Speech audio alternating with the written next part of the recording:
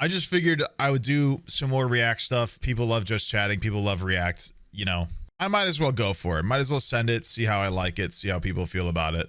Something to keep in mind is, I think all of these except actually have time to watch Steam today. The first Let's go. JCS and one of the others. Speaking of longer subs, are from you I guys. have 3 whole bears. Yippee! So, please go to the Discord and in the React suggestions, put some videos you would like for me to watch. Because once again, I did definitely just grabbed probably 4 of these videos specifically from the Discord from you guys. So, yes, very cool.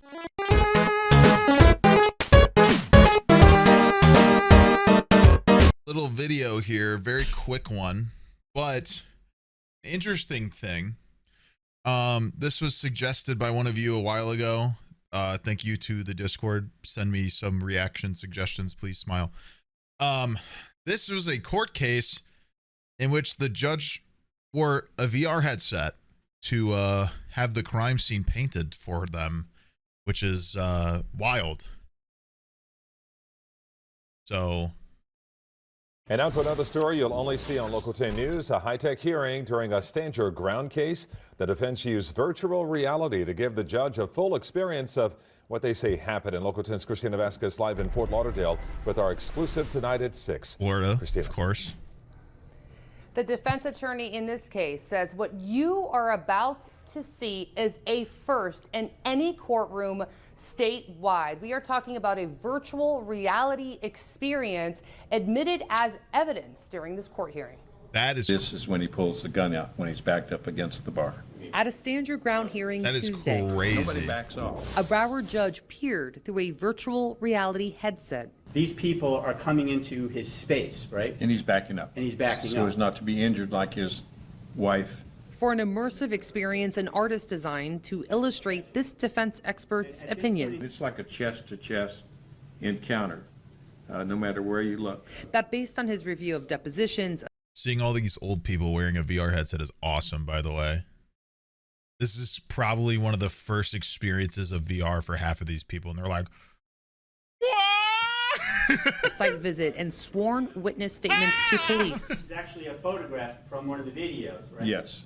Miguel Abisu, the Southwest Branch's wedding venue owner, facing 9 counts of aggravated assault with a deadly weapon for waving a gun at guests last year. When he pulls the gun out, when he's backed up against the bar. Did so in self-defense, he testified. Standing right in his personal space, he still has not brought out his gun. That is correct.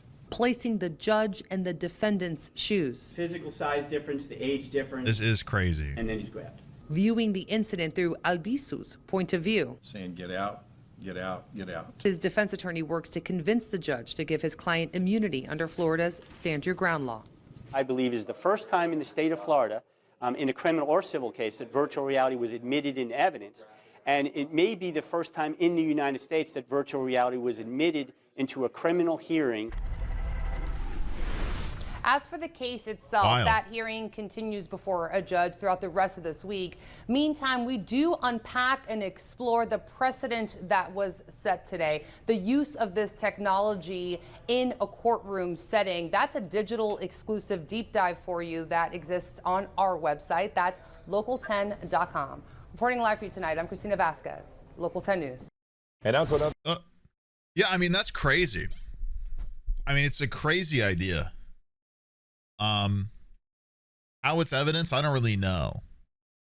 Because ultimately, like, you can paint a fake picture.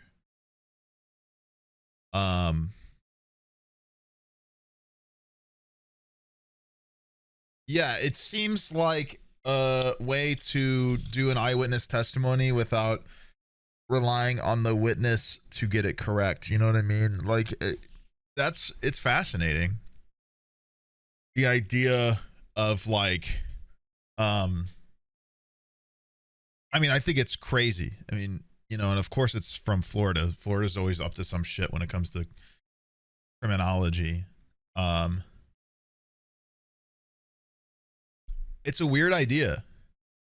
of VR being used to replicate a crime scene. And in this case, particularly interesting because Florida is one of the few states with stand your ground laws. It's interesting for them to use it to try to plea self-defense. And it's kind of smart when you think about it, because it's like, yeah, you know, it's hard to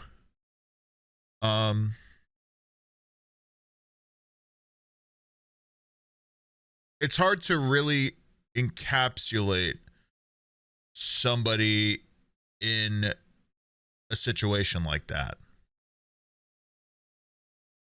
Even as the witness, it's hard to define, explain, etc., exactly what you were under the circumstances of.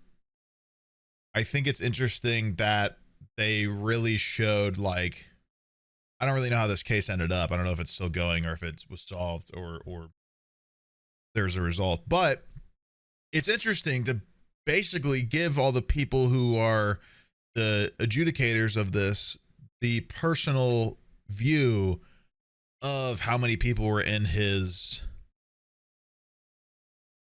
face. I'm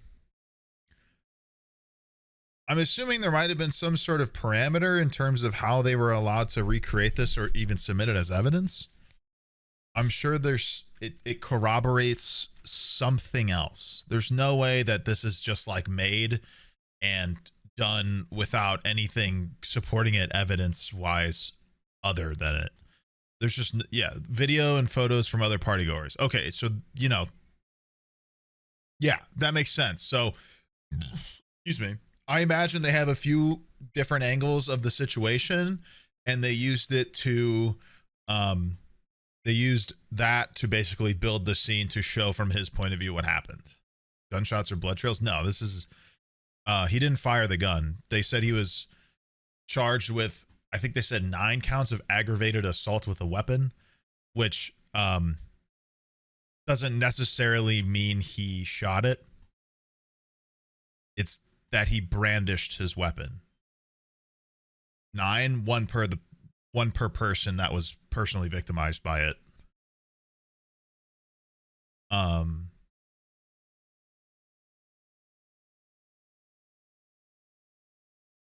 So yeah, yeah, it's interesting. So once again, I guess if somebody already confirmed it, yeah, it seems like they used other photographic and video evidence of that time and different angles to sort of replicate the duress that they might have been under. I don't know which is true. Obviously, it's interesting though. I mean, it is interesting. My recording never started for this. That's cool. That's awesome. That's so awesome. Gonna have to grab this one, I guess. What happened to that? Did it start or did it not? What the fuck? It did it for 30 seconds and stopped? The fuck? The hell's that about?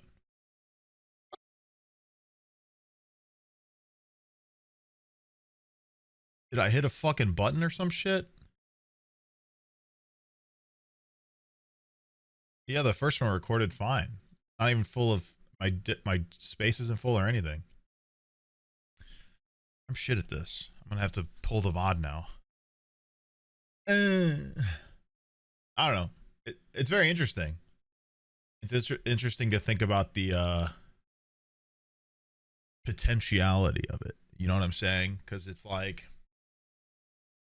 once again, it's essentially giving the eyewitnesses perspective without needing the eyewitness to convince or convey the duress. So, starting to hear thunderstorm. We're getting a little muggy outside.